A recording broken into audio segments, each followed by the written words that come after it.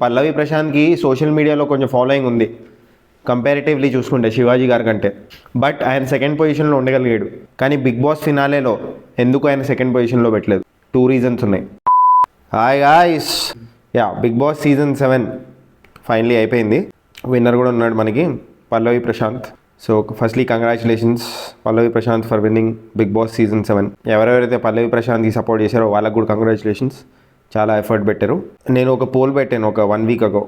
ఏంటంటే ఎవరు గెలుస్తారు బిగ్ బాస్ ఈ సీజన్ అని చెప్పి 4 పేర్లు పెడితే దాంట్లో అప్రాక్సిమేట్లీ 2.1 lakh జనాలు ఓట్ చేశారు. నా యూట్యూబ్ కమ్యూనిటీలో ఇంకా ఉంటుంది, అది వెళ్ళి చూడొచ్చు మీరు. So first Pallavi Prashanth, second Shivaji గారు, and third Amar, fourth Yawar.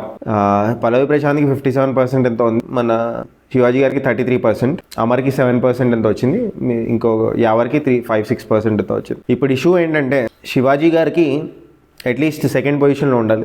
Shivaji గారు మ్యాక్సిమం ఏ పోల్లో చూసినా సెకండ్ పొజిషన్లో ఉండే భయ్యా, ఎందుకంటే ఆయనకి ఆ సోషల్ మీడియా ప్రెసెన్స్ అంత లేదు. But I think it's managements decision. Shivaji ఇంకా పల్లవి ప్రశాంత్ ఎవరైతే ఉన్నారో సేమ్ గ్యాంగ్ కాబట్టి, స్పై గ్యాంగ్ కాబట్టి వీళ్ళిద్దరిని ఫైనలిస్ట్ చేస్తే అండ్ గ్రేట్ కిక్ ఉండకపోవచ్చు అని మేబీ అలా చేశారు. అండ్ ఇంకో రీజన్ ఏంటంటే 1 వీక్ బ్యాక్ ఒక ఎపిసోడ్ జరిగింది, వీకెండ్ ఎపిసోడ్. దాంట్లో శివాజీ గారు చాలా కౌంటర్లు ఇచ్చారు నాగార్జున గారికి. శివాజీ గారి ఆ ఎపిసోడ్తో గ్రాఫ్ చాలా పెరిగిపోయింది భయ్య. నాగార్జున గారిని కూడా ఫుల్ ట్రోల్ చేశారు. మేనేజ్మెంట్కి నచ్చలేదు, ఇంకా నాగార్జున గారికి నచ్చలేదు.